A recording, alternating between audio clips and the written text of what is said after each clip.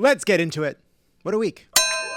Love it or leave it. As expected, Donald Trump won New Hampshire's Republican primary on Tuesday, sending us hurtling towards a Trump-Biden rematch in November. Woo-hoo, said that guy in Missouri whose friends were frozen dead in his backyard for days. What's up with that guy? What's going on there? This is it. Once again, we have dead bodies and the police saying we don't see evidence of foul play. Yes, you do. Trump beat Nikki Haley by an 11-point margin, becoming the first non-incumbent GOP candidate to win both the Iowa caucuses and the New Hampshire primary. But that's Trump for you, always breaking the ass ceiling. Nikki Haley tipped her hat to Trump after his win. I want to congratulate Donald Trump on his victory tonight. He earned it, and I want to acknowledge that. This is like stopping. To congratulate the bear that's mauling you in your tent, sure, it's impressive that he figured out the zipper, but you don't have to say he earned it. But Haley celebrated her second-place finish and vowed to fight on, which infuriated Trump.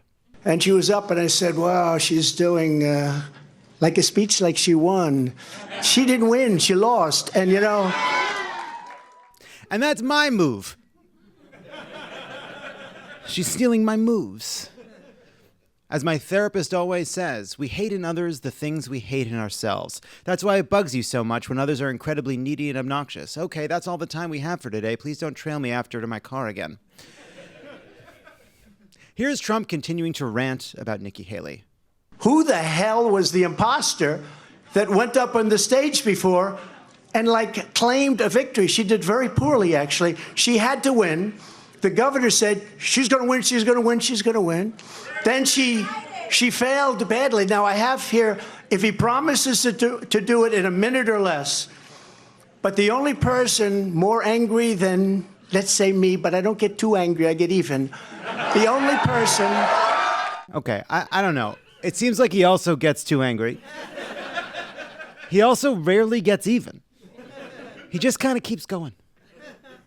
And he also did some solid insinuating. She would be under investigation by those people in 15 minutes, and I could tell you 5 reasons why already. Not big reasons, a little stuff that she doesn't want to talk about, but she will be under investigation within minutes, and so would Ron have been. Okay, first of all, and so would Ron have been.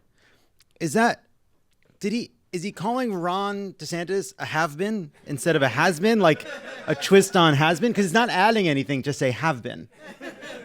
It's just plural, I guess. But if it was in the prompter as, and so would have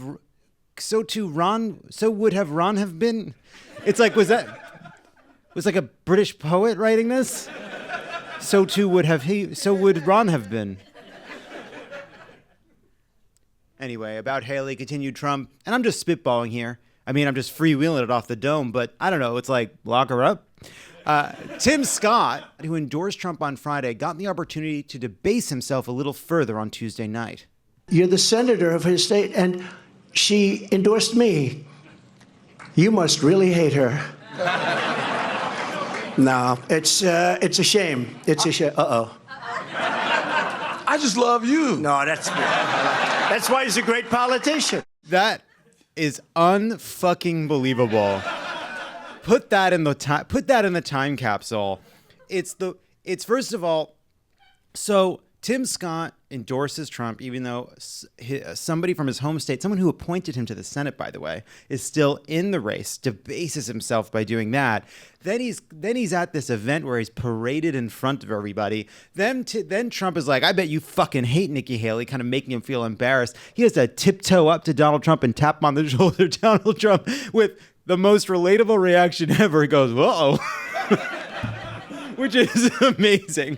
Which just says everything. They're like, oh, what is this Jesus freak doing in my personal space? And then he has to go, Tim Scott has to say, oh, I don't hate her. I just love you. That just no dignity left. All gone.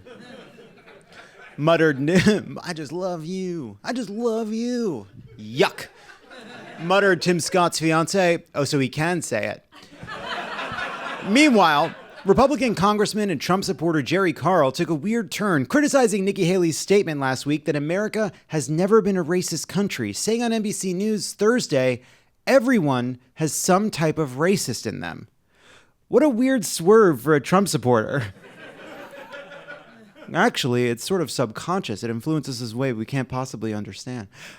I do think he just sort of fumbled the pickup line he's been working on for the GOP convention this summer. Is there a racist inside you? No? Would you like one? Meanwhile, President Biden easily defeated Dean Phillips and Marianne Williamson in New Hampshire's Democratic primary, even though his name didn't even appear on the ballot. All according to plan, chuckled Marianne Williamson, stoking a raven as it plucked relentlessly at her eyelashes. This week, President Biden marked the anniversary of Roe v. Wade with official White House events, as well as a campaign rally and a new TV ad hammering Donald Trump for his role in overturning the Supreme Court ruling. It's cool that both Biden and Trump are campaigning on Donald Trump killed abortion rights. We haven't seen that since 2016, when both Trump and Hillary Clinton campaigned on Hillary Clinton is a woman. Meanwhile, while arguing for an abortion ban in Wisconsin, Republican Representative Joel Kitchens used his expertise as a veterinarian to back up his position, saying, "You know, in my veterinary career, I did thousands of ultrasounds on animals, determining pregnancy and that kind of thing. So I think I know mammalian fetal development better than probably anyone here." And here's a tip. When approaching a furious pregnant woman who you're forcing to carry a non-viable fetus to term, make sure you're holding the carrot with an open palm, because she doesn't want to bite you. She's just scared.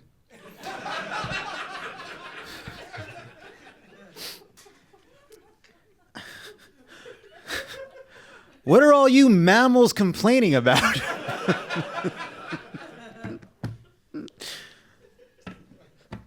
Mammals. Bad enough when they say females. On Wednesday, the United Auto Workers endorsed President Biden, the first sitting president to join a picket line, said UAW President Shawn Fain. And this choice is clear. Joe Biden bet on the American worker, while Donald Trump blamed the American worker. So if our endorsements must be earned, Joe Biden has earned it. It's so funny to even have to explain the reasoning on this. The choice for cat sitter is clear. Monica from down the street has taken care of cats for years, while her opponent, the Baltimore cat strangler, always leaves his dishes in the sink for us to clean up when we get home. Continued Fain. Donald Trump is a scab.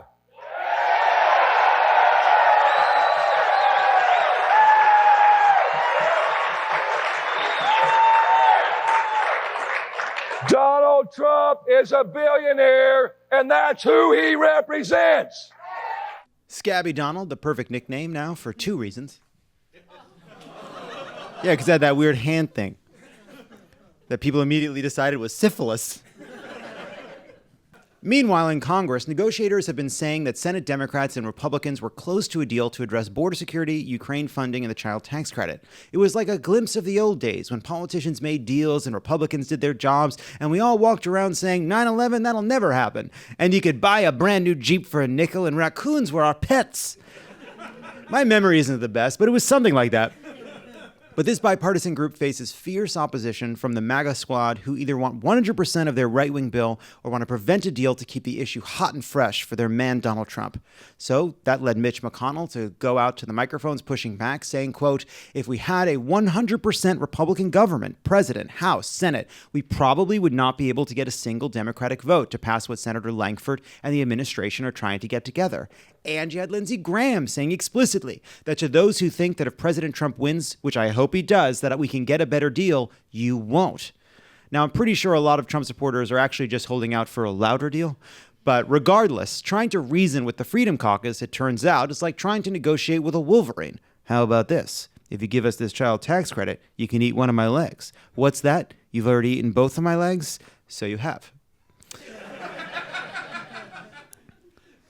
Then along came Donald Trump, who took to social media to say he would only accept a perfect deal and reportedly called Lindsey Graham and Senator James Langford to insinuate himself into the process.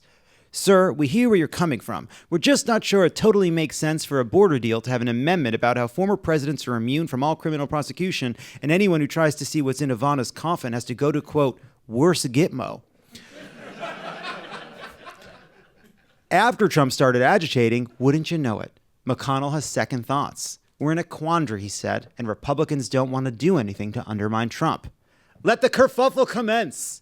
I think the border is a very important issue for Donald Trump, and the fact that he would communicate to Republican senators and congresspeople that he doesn't want us to solve the border problem because he wants to blame Biden for it is really appalling. Senator Tom Tillis agreed with Mitt Romney, telling the press, it's all about politics and not having the courage to respectfully disagree with President Trump. I didn't come here to have a president as a boss or a candidate as a boss. But when Trump says jump, Ted Cruz says, yeah, my wife is ugly. This bill represents Senate Republican leadership waging war on House Republican leadership. Yeah.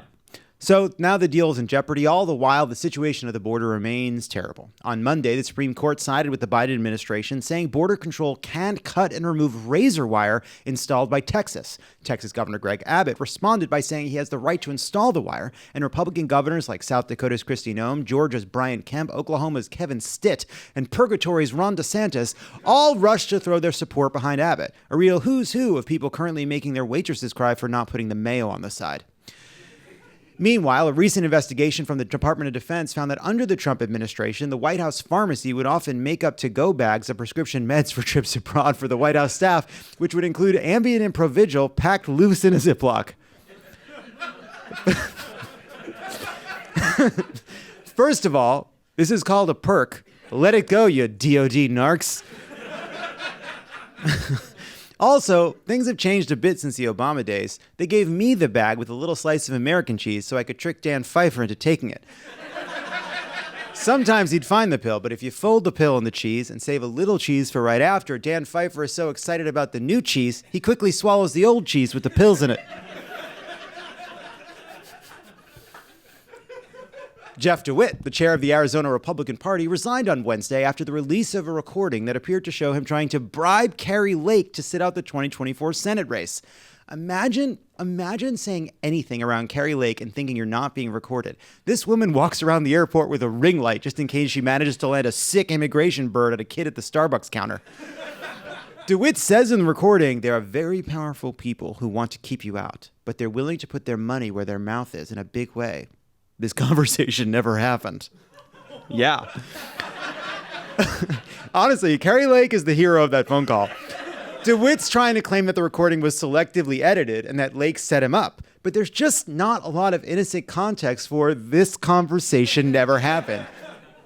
Hey, you want to come to my sister's baby shower this weekend? There's going to be cupcakes. This conversation never happened. Kentucky State Rep and Survivor winner Nick Wilson has withdrawn his bill that would legalize sex between first cousins. I guess they broke up. When asked what changed his mind, Nick Wilson said, "It's so good, it should be illegal." He likes the frisson of danger, you know. In Ohio, the Republican supermajority banned gender-affirming care for trans minors on Wednesday, overriding Republican Governor Mike DeWine's veto. This is why the veto override exists. Somewhere a rogue governor from your own party goes, hey, maybe we actually shouldn't be making medical decisions for the children of millions of strangers. And there needs to be a way for you, a supermajority elected through extreme gerrymandering and doesn't represent the actual makeup or interest of the state, to get around that. But when God closes a door, he opens a drive-through window. Republicans may not think teens are capable of making important decisions about their future, but they won't have much time to worry about that during the evening rush. No, nothing? All right.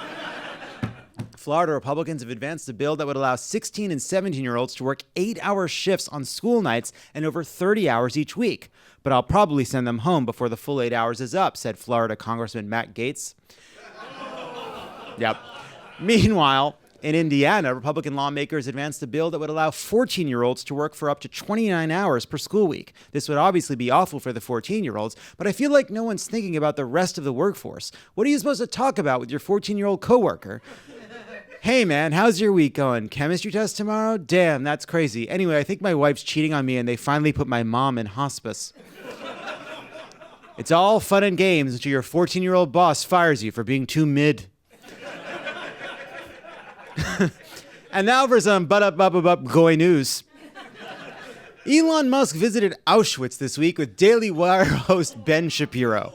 Here's a character I've been working on. Are you ready? I call this Guy at the Auschwitz ticket window when Elon Musk and Ben Shapiro show up. Welcome. One adult and one child?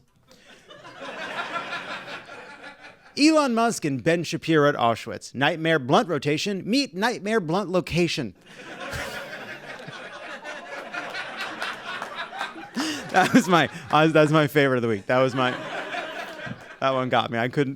That one made me laugh several times. Following his visit, Musk was a bit pensive. I must admit to being somewhat, frankly, naive about this. In the circles that I move, I see almost no anti-Semitism. And you know, there's this old joke, I've got like this one Jewish friend. No, I have like 2/3 of my friends are Jewish. Musk went on, I can name these friends if you want. Epstein, Weinstein, the Ferengi, those banker goblins from Harry Potter, Netanyahu, Watto, Fagin, David Schwimmer. In chiller news, Pope Francis went on the record recently saying sexual pleasure is, quote, a gift from God. Say it louder, Pope Francis, said Tim Scott's new fiancée. Pope Francis concluded his remarks by saying, so next time you're about to climax, think of me, the friggin' Pope. We also got this year's Oscar nominations this week. Martin Scorsese became the oldest ever director nominee for Killers of the Flower Moon. For now, whispered President Biden, calling over a granddaughter to help him crop a video on his iPad. Barbie earned 8 nominations, but Margot Robbie and Greta Gerwig were snubbed for Best Actress and Best Director, respectively. It's cold comfort, but I hope they can take at least some small bit of satisfaction in the tens of millions of dollars they earned. And finally, a California woman was arrested after stealing 65 Stanley Cups. Nope, Stanley Cups. Worth... Stanley Cups. Not Stanley Cups. Who gives... What? They're just tumblers. Nothing has made less sense to me than the fact that this is even a conversation at all, that anyone cares, that anyone needs 3. You need 1. I get maybe 2. And also, the brand, it's not some exceptional thing. It's just a fucking tumbler. There's a whole aisle of different colored ones and shaped ones at every store. Literally every store. Wrap it up. Anyway, she stole 65 Stanley Cups worth nearly $2,500. Her plan, of course, was to sell them on the white market. Yeah, all right.